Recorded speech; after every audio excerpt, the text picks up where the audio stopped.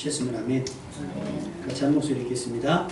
그 이튿날에는 명절에 온 큰 무리가 예수께서 예루살렘으로 오신다는 것을 듣고 종려나무 가지를 가지고 외치되 호산나 찬송하리로다 주의 이름으로 오시느니 곧 이스라엘의 왕이시여 하더라. 아멘. 예수님이 이 땅에 오셨을 때는 매우 은밀하셨습니다.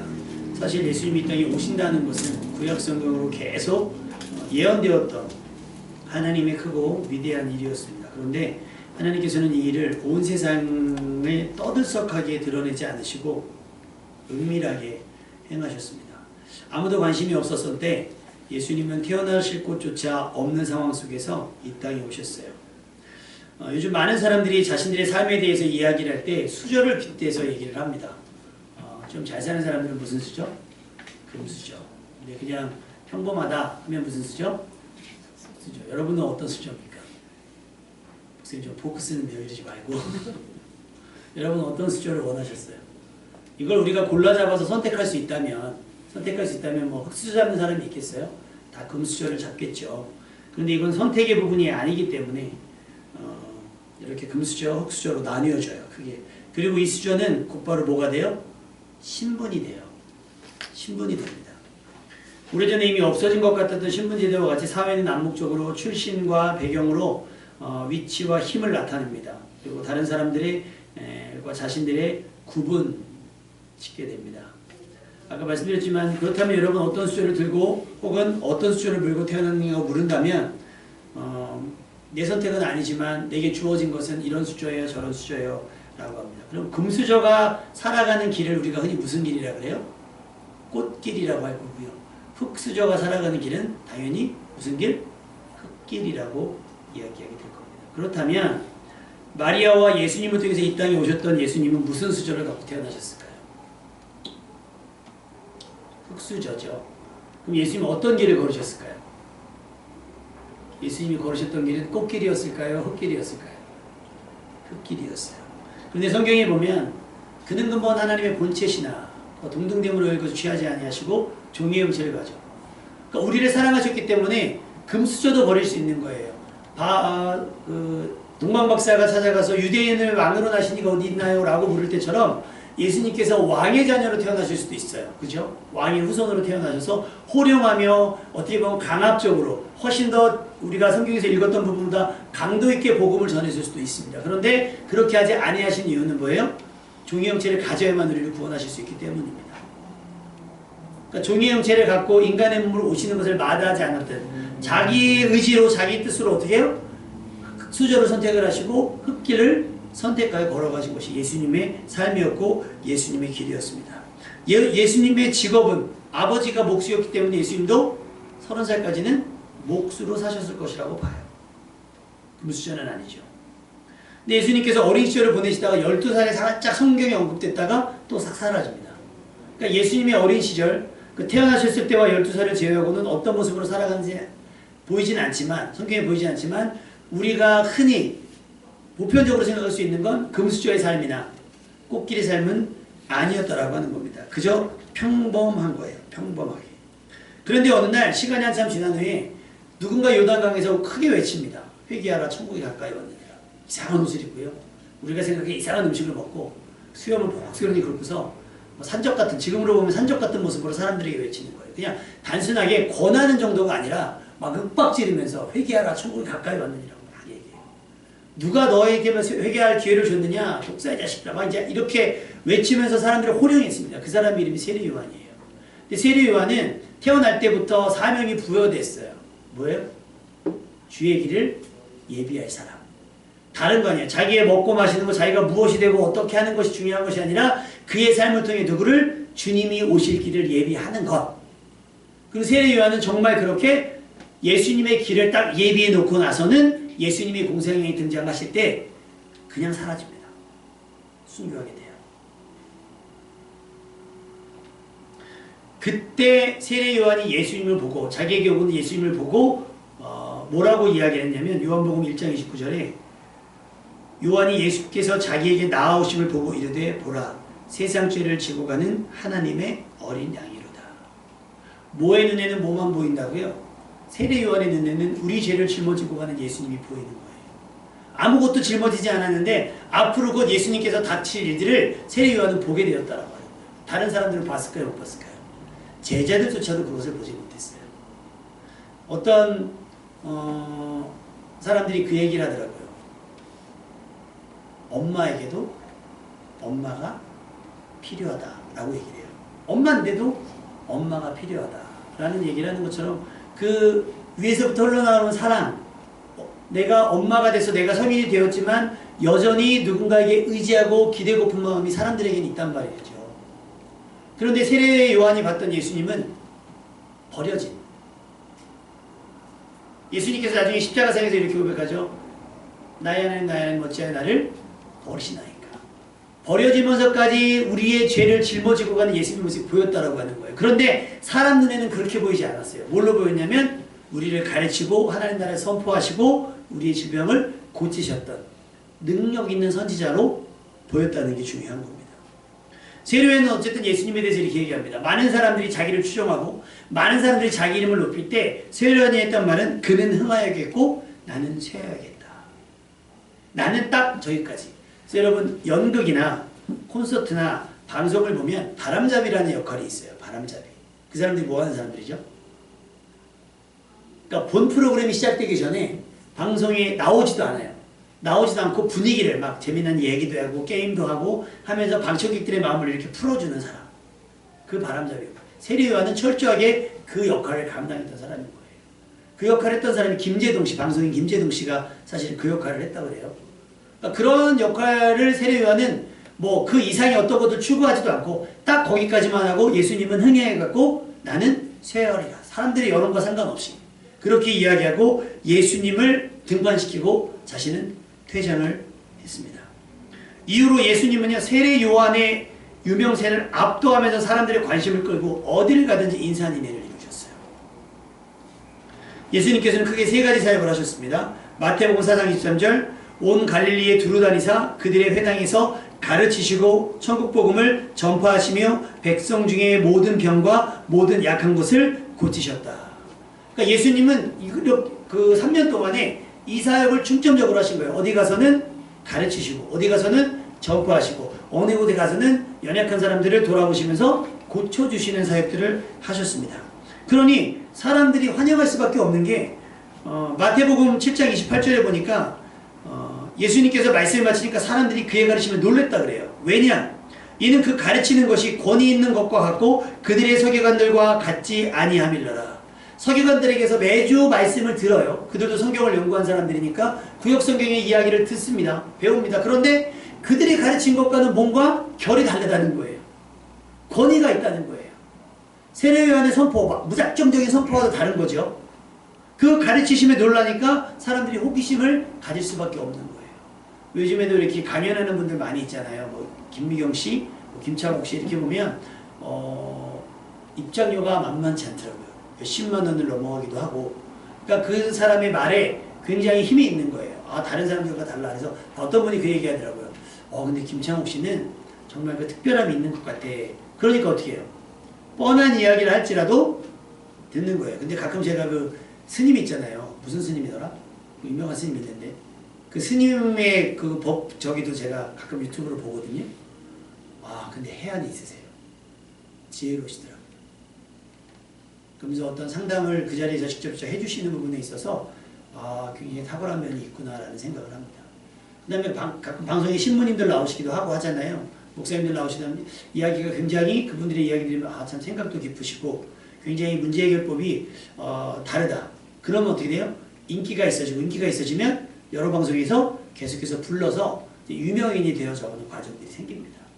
유튜브에 막 그 조회수도 올라가고 추천수도 뭐 종교적으로 그것만 되는 게 아니라 어떤 분들은 목사님의 설교를 듣기도 해요.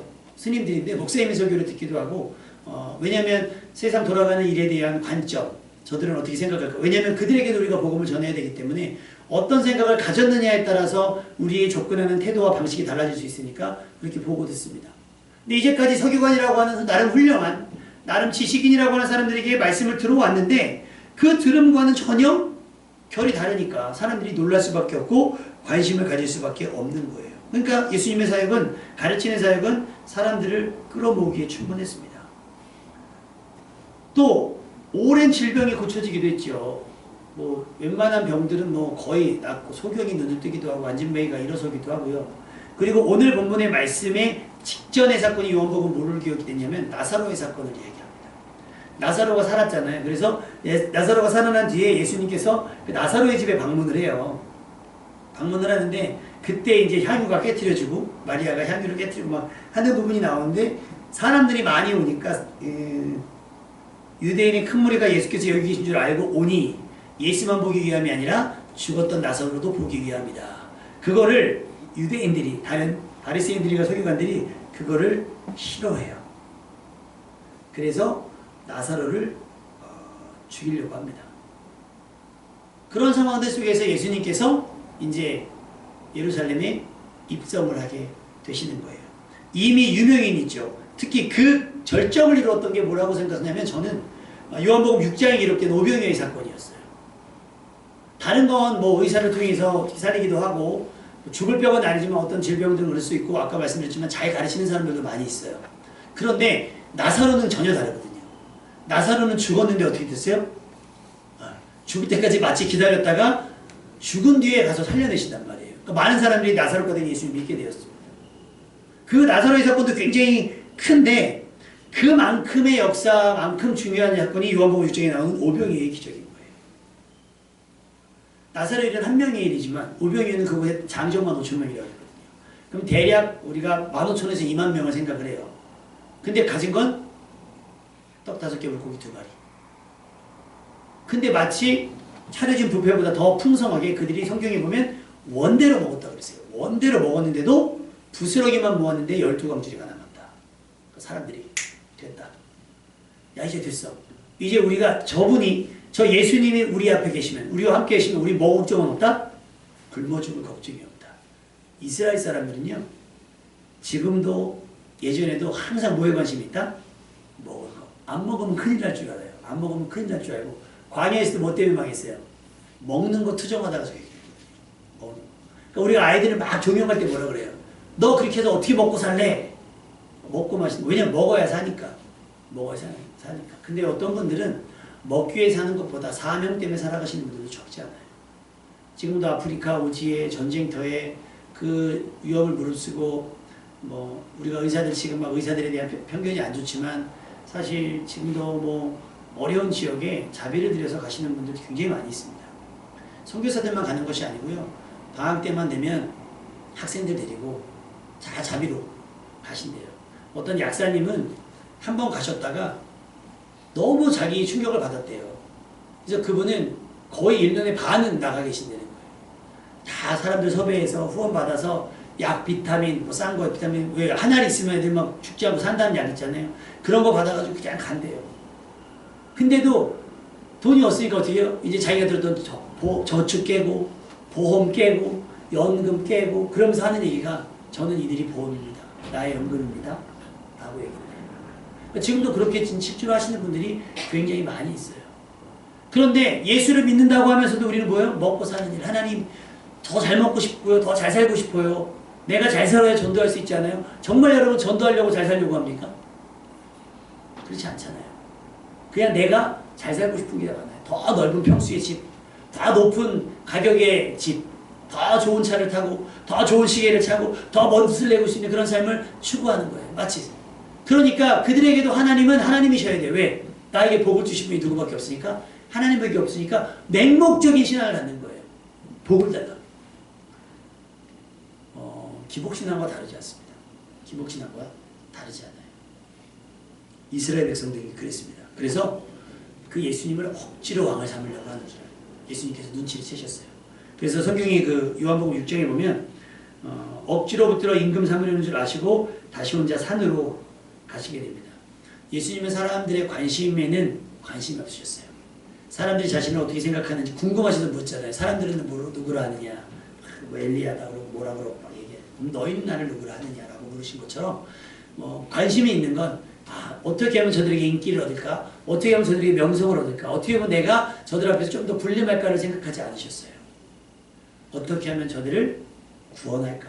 예수님의 초점과 관심은 오직 우리의 구원에 있는 줄로 믿습니다. 그런 거예요.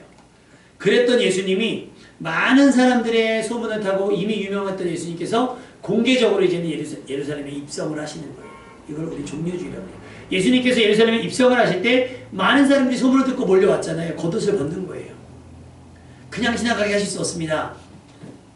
이제까지 평범하게 사셨던 예수님께서 무슨 대우를 받아요? 특별 대우를 받는 시점인 거예요. 옷을 깔고 막 저 나뭇가지, 주보에 나오는 그 종려나뭇가지를 들고서 막 흔들면서 외치는 거예요. 호산나 호산나, 우리를 구원하소서 호산나, 그런 뜻을 갖고 있죠. 호산나 호산나를 외치면서 주의 이름으로 오시니 막 하면서 막 쫙 종대로 해갖고 예수님 가시는 길에 서가지고 계속 환호하는 거예요. 드디어 꽃길이 되었습니다. 저는 목회자의 길은 드디어 꽃길이 되었습니다. 코끼리 아니고 꽃길인데 얘는 꽂는데 자꾸 켜져요. 많은 분들이, 많은 목사님들이 혹은 그렇지 않은 뭐 정치인들도 마찬가지지만 지금 정치인들은 무슨 길을 걸어요? 완전 진흙탕길 걷잖아요. 지금은 그래요. 근데 단서마다 뭐예요? 꽃길도 그런 꽃길이 없어요. 우리랑은 말도 안 섞으려고 그러잖아요. 우리가 뽑아줬는데 말도 안 섞으려고. 이게 우리의 본연에 있다 보니까 우리는 흙길을 원하는 분들은 아무도 없어요. 자기 목적으로 해서 흙길을 잠깐 가기는 하지만 내가 흙길을 가기 위해서 꽃길을 마다하는 사람이 많지 않단 말이죠. 그러니까 목사님들 가운데도 그래요. 막 저기 하는데 이제 목사님들 가운데 좋은 차를 타시는 분들도 있고 좋은 옷을 입고 있는 분들도 있고 막 하는 분들도 있는데 그렇지 않은 분들이 여러분 훨씬 더 많이 있습니다. 그러니까 방송에 나오는 분들, 예전에 이제 뉴스에 나왔던 분 중에 그분이 있어요. 유명하신 목사님이셨는데 벤틀리 근데 스포츠형 카가 세계에 몇 대 없는데 그 차를 타고 다니시는 목사님이 있었어요. 근데 벤틀리가 억이 넘거든요, 차가. 그러니까 방송에 나와가지고 목사가 이런 차를 탄다고 막 얘기를 하는 거예요. 근데 알고 봤더니 그 교회 장로님이 그 차 직영점을 하시는 거예요. 근데 자기만 그 차를 타긴 민망하잖아요. 내가 우리 목사님 존경하는데 우리 목사님도 사신 동안 얼마 안 남았으니까 좋은 차 타야지 해서 한 차를 드린 겁니다. 선물로 드렸는데 목사님이 아이고 그렇지 않아도 타고 싶었어요 라고 받은 게 아니라 마다 목사님 안 타시면 제가 이걸 어떻게 타고 제가 이걸 우리나라에 어떻게 팝니까? 목사님께 소위 말해서 계시를 해주셔야 그런 분들이 있어요. 그래서 영업하시는 분들은 목사님한테 매월 예배를 받으시는 분들도 있고 예배를 드려달라고 하시는 분들도 있어요. 목사님께서 와서 해주셔야 됩니다. 기도해 주셔야 됩니다 하시는 분들처럼 그렇게 된 거예요. 마다 하다가 그러면 제가 잠깐 타겠습니다 하고 받았는데 기자가 매일같이 와가지고 물은 거 또 묻고 물은 거 또 묻고 계속 얘기했는데 물은 거 또 묻고 물은 거 또 묻는데 목사님도 사람이가 감정이 상하잖아요. 그러니까 한 번 딱 신경질을 내셨는데 그거만 방송에 내보낸 거예요. 왜 자꾸 이럽니까? 성도가 주는 거 타지도 못합니까? 이렇게 인터뷰를 했는데 그것만 딱 찍어가지고 목사의 생각이 이런 거 다 이렇게 와 그러고 보니까 목사라고 하는 직업 자체도 사실은 쉬운 일이 아닌 거예요. 그래서 지금도 목사는 가난해야 경건하다고 생각하시는 분들이 많이 있어서 목사가 좋은 거 먹고 뭐 좋은 뭐 저기 하면 별로 안 좋아하시는 분들 타락했다고 하시는 분들 심지어는 그러니까 반대로 뭐 목사님이 잘 돼야 됩니다 라고 하시는 분도 있지만 잘 되려고 목사 되신 분들은 사실 많지 않습니다. 지금도 주변에 목사님들 보면 저랑 동기 제일 친한 목사님은 그 얘기해요. 이사 목사님 좋겠다. 집이 있어서 그 친구는 다 팔아가지고 지금 교회에 들어간 거예요. 후임으로 왔는데 사택에 살다 보니까 자기가 여기를 사임을 하면 집이 없잖아요. 그러니까 맨날 저하고 아는 목사님하고 막 이제 이 기사 목사님 좋겠다, 어느 목사님 좋겠다, 아파트가 있어서 그럼 이제 그 목사님이 다른 아파트에 있는 목사님이 집이 있어서 좋지. 근데 대출이 반이야. 그래서 우리 그랬죠. 누구누구 좋겠다. 현금이 많아서. 거기 차가 2대거든요. 교회 차 한 대랑 이제 뭐 사모님 차 한 대가 있어요. 근데 사모님 차가 오래된 그랜저예요. 그럼 저희가 그래요. 누구는 좋겠다. 사모님이 그랜저 타고 다녀서 우리끼리 막 이래요. 맨날 서로 돈도 없으면서 맨날 그러고 다녀요. 그러면서 항상 하는 얘기는 뭐냐면 목사가 부자여서는 안 되지만 한편으로는 너무 또 구차해서도 안 된다는 거예요. 너무 이렇게 없어 보이면 성도들이 안 붙는다는 거예요. 야, 저 목사님 너무 없어 보인다. 뭐 어쩌라는 겁니까? 저도 여기다 그럼 이렇게 뭐 하고 다녀요? 이렇게 뭐 구찌를 한번 저도 한번 저는 사실 명품이 어디부터가 명품인지 잘 몰라가지고 지난번에 전에 있던 집사님 가방이 떨어지는데 저보러 막 깜짝 놀라서 목사님! 하면서 가방을 잡으려는 거예요. 가방을 떨어지면 주워 올리면 되지 왜 안 했더니 가격이 웬만한 가방은 뭐 제 연봉을 넘어서는 그런 것들이 많이 있잖아요. 우리가 흔히 생각하는 그런 꽃길, 화려한 삶, 뭐 원한다고 되는 일은 아니지만 추구하는 걸 죄라고 할 수는 없어요. 그죠? 근데 목회자의 길은, 사명자의 길은 그렇지 않아요. 예전에 그 얘기했잖아요. 그 신들러 리스트. 많은 사람들이 그 신들러라고 하는 사람 통해서 유대인들이 그 나치 학살에서 살아나게 돼요. 그래서 그 사람이 너무 고마워서 금반지를 해주는데 신들러가 그러면서 울면서 그런 얘기를 해요. 이 반지면 몇 명이나 더 구할 수 있는데 하면서 울거든요. 맞아요. 내가 입는 옷 이만큼이면 저도 이제 그렇게 생각해요. 내가 이렇게 입는 옷 입으면 송아지를 몇 마리 보낼 수 있는데 이제 우린 송아지라고 하는 구제와 선교의 기준이 생겼잖아요. 여러분 송아지 어떻게 한 번만 하고 말려고 그러셨어요? 며칠 전에 그 교회 딴 교회 저 소개시켜줬던 목사님 김상훈 목사님한테 전화가 왔는데 막 보이잖아요. 전화로 통해서 박수 치는 소리 안 들었는데 목사님이 이 목사 들었냐고. 자기네가 보던 송아지가 새끼를 낳았대요. 할렐루야. 2마리나 새끼를 낳았다는 거예요. 그러면 그거를 이제 다른 집한테 주잖아요. 너무 들려서 목사님 그래서 저희 내년쯤에 우리 고3 애들 시험 끝나고 대학 정해지면 우리 청년들하고 시간 되는 사람 우리 송아지 보러 한번 보내려고 그랬더니 좋지요. 너무 좋죠. 근데 그 목사님도 사실은 그렇게 생각했대요. 선교를 처음에 다른 목사님들이랑 갔는데 막 소개하면서 건물을 막 소개하면서 이 건물은 5천만 원 들여서 어느 교회가 지었고 어느 교회 장로님이 지었고 이 건물은 3천만 원 들여서 어느 교회 권사님이 지었고 막 이러면서 막 잘하는데 자기는 집도 없는데 이거 내가 이 선교를 괜히 따라왔나 자괴감만 들고 나는 무능력한 것 같고 나 이 건물 못 지으면 어떠나 했는데 이분도 이제 선교를 하고 싶은데 부담스러운 거예요. 우리 여러분 우리가 저쪽에 그 필리핀 지역에 교회를 지으려면 엄두를 내겠어요? 못 나겠어요? 사실 엄두 못 나거든요. 근데 60만 원이면 한 가정을 세워요. 그 60만 원이면 우리가 으쌰으쌰 하면 한두 마리는 마음만 먹으면 또 보낼 수 있잖아요. 1년에 한두 번은. 그러니까 그런 거예요. 그 목사님이 그걸 알고 나서 이거다. 우리 교회가 할 수 있구나. 그랬는데 목사님께서 간증을 하나 하시는데 사모님 한 분이 돌아가실 때 목사님 사모님 한 분이. 그러다 보니까 교회가 아무래도 사모님의 역할이 있는데 사모님이 돌아가시니까 성도들이 패닉에 빠진 거예요. 그러면서 이제 그 목사님한테 전화 와서 목사님 교회가 사실 이런 어려움 속에 있는데 구심점을 좀 만들어야 되겠어요. 그래서 제가 장례를 치르고 남은 돈이 있는데 선교를 하고 싶다. 그래서 송아지를 보고 싶다. 우리가 돈이 생기면 하고 싶은 게 많을 거예요. 입고 싶은 것도 있고 먹고 싶은 것도 하고 싶은 것. 근데 어떤 분들은 돈이 생기면 누구에게 전달해 줄까 어디를 보낼까를 생각하시는 분들이 훨씬 더 많다는 거예요. 여러분 우리가 추구해야 되는 꽃길이 아닌 줄로 믿습니다. 우리가 걸쳐야 되는 건 명품이 아닌 줄로 믿습니다. 우리가 추구해야 되는 건 명품이 아니라 성품이어야 되는 거예요. 할렐루야. 예수님께서 이 부귀와 명예를 얻을 수 있는 소위 말해 세상 사람들 말하면 실력과 기술을 가졌음에도 불구하고 예수님은 자기 영광을 취하지 아니하시고 어떻게 했어요? 이 문을 열고 들어가면 그 뒤가 무엇인지 알지만 예수님은 뒤돌아 겁내서 달아나지 아니하시고 어떻게 하셨다는 거예요? 그 문을 열고 들어가신 거예요. 사람들의 환호가 야유로 바뀔 걸 아시고 사람들이 흔드는 그것이 돌멩이가 될 줄 아셨음에도 불구하고 예수님은 도망가지 아니하고 그 길을 직진하신 거예요. 그리고 나를 따라오너라 그랬어요. 나를 따라오너라. 내가 문을 열을 테니까 나를 따라오라 그랬어요. 근데 우리 알잖아요. 제자들 어떻게 했어요? 다 도망갔어요. 흙길도 너무 흙길이고 저렇게는 못 살 것 같으니까 그 순간은 그랬어요. 근데 제가 성경을 묵상하면서 과연 온 성이 소동할 만큼 이렇게 왁작죽가는 이 분위기와 이 상황이 가식이었을까? 아니요. 저는 이때는 진심이었다고 믿습니다. 이때 이들의 환호와 예수님께 대한 태도는 진심이었다고 저는 믿어요. 여러분이 지금 드리는 이 예배도 여러분의 진심이시기를 주님의 이름으로 축원합니다. 내가 한때는 지금 예전만큼 못하지만 나도 한때는 어땠어? 그때의 진심을 회복하는 여러분 되시길 주님의 이름으로 축원합니다. 사람들의 환호와 영광이 있는 자리가 아니라 모두가 마다하는 길. 꼭 그 길을 가려느냐 할 때에 이번에 동기 목사님 어머님이 어머님이 돌아가셔가지고 이제 조문을 갔는데 동기 목사가 이렇게 있는데 이제 학교에서 교목이었던 친구가 있는데 이제 그 이사장님이 바뀌면서 교목 자리를 내려놓게 됐대요. 그래서 뭐 어떻게 할 거예요? 그랬더니 개척을 준비한다 그래서 제가 진짜 이 길을 가려고 제가 그랬어요. 그러니까 그 목사님이 하시는 얘기가 근데 요즘 제가 그래서 많은 분들이 이렇게 조사를 한번 해봤대요. 뭘 준비해야 되는지 막 했는데 그걸 하나도 안 가르쳐주고 계속 물으신대요. 정말 이 길을 가려고?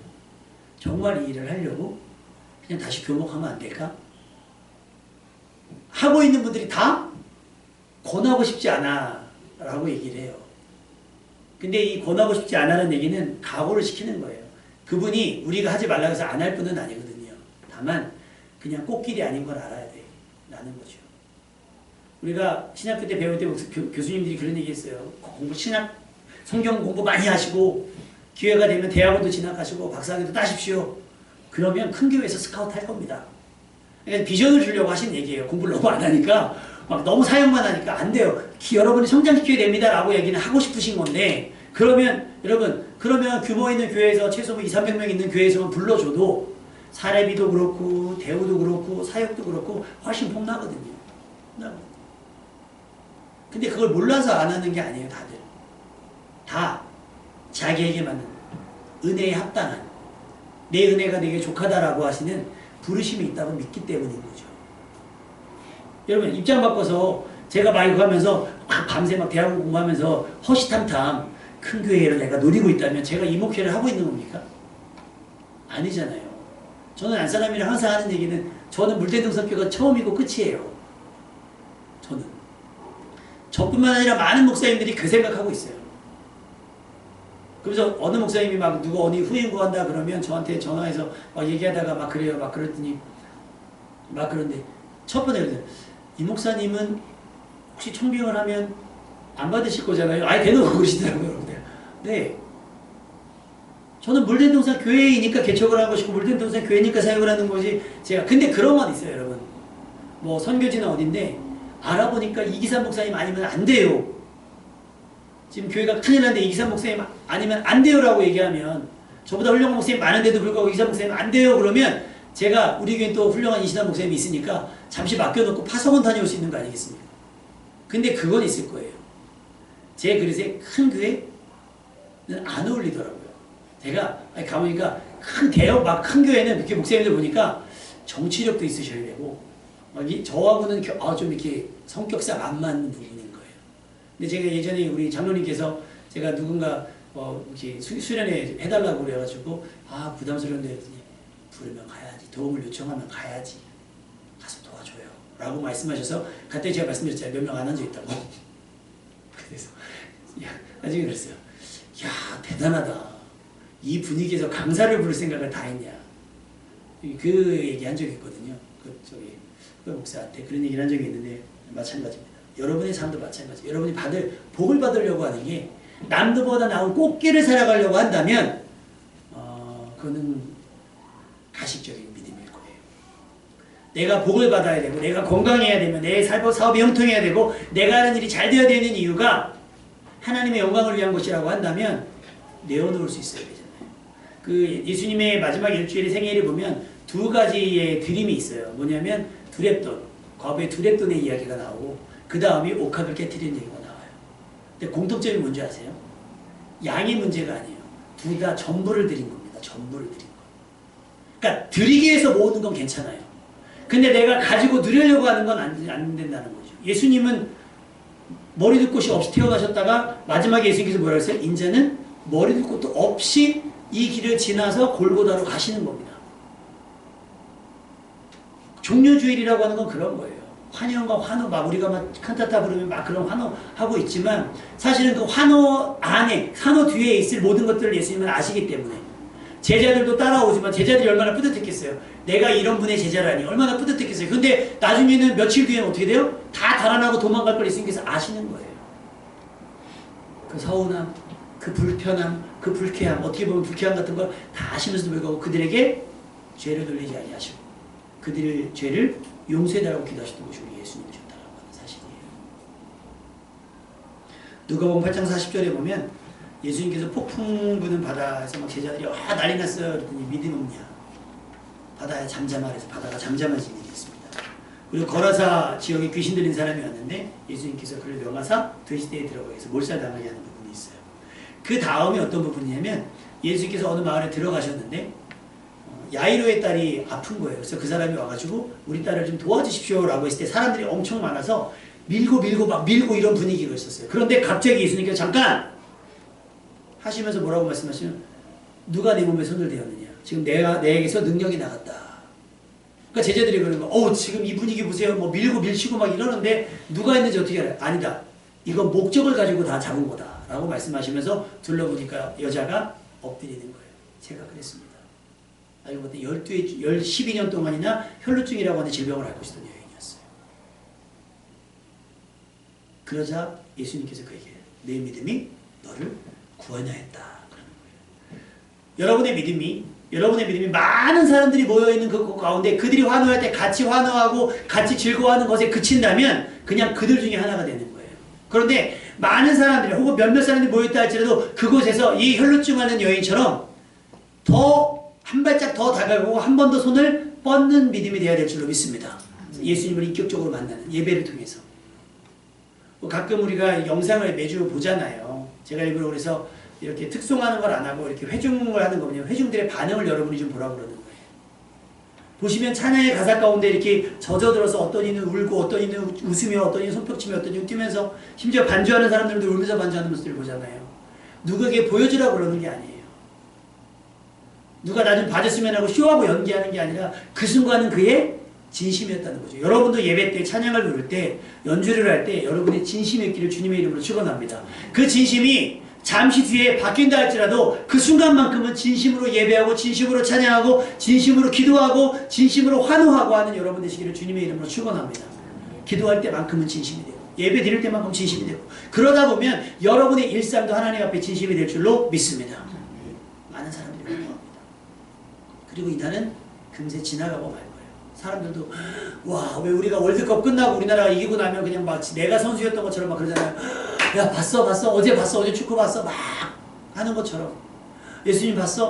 나 예수님 가까이서 봤잖아. 야, 그러면서 거기에 취하였던 이들이 5일 뒤면 예수님 향해서 야유하고 조롱합니다. 그럴까봐 신앙 고백을 덜하는 사람이 아니라 그럴지도 모르지만 지금만큼은 여러분의 진심이 여러분이 진심으로 하나님 앞에 설 수 있는 여러분 되시기를 주님의 이름으로 축원합니다. 종려가지를 흔들며 호산나를 외치는 이들이 숫자 많았습니다. 그들이 외치는 소리와 종려나무 건지 흔들 몸짓도 진심이었을 거고요. 그냥 분위기에 취해서 남이 하니까 따라하는 것이 아닌 진심으로 예수님을 환영하는 것처럼 여러분도 그렇게 예배 가운데 하나님의 영광을 돌릴 줄 아는 하나님의 임재를 경험하는 여러분 되시기를 주님의 이름으로 축원합니다. 모두의 무관심 속에 이 땅에 오셨던 예수님, 이제는 모두의 관심과 환영 속에 예루살렘은 소동하게 되었습니다. 그렇게 본문으로만 보면 분위기로만 보면 예수님의 예루살렘 입성은 완전히 꽃길인 것 같습니다.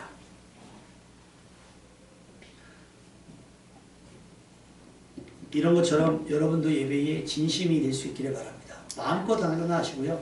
음성법자가 틀려도 좋으니까 박수 치시고 소리 내고 때로는 막 춤을 추시고 다 일어나서 찬양하는 거 보이시죠? 우리 회중 찬양 보면 다 일어서서 아이도 하고 그러다 갑자기 엎드리셔도 되고요. 앉으셔도 되고요. 무릎 꿇으셔도 되고 상관이 없어요.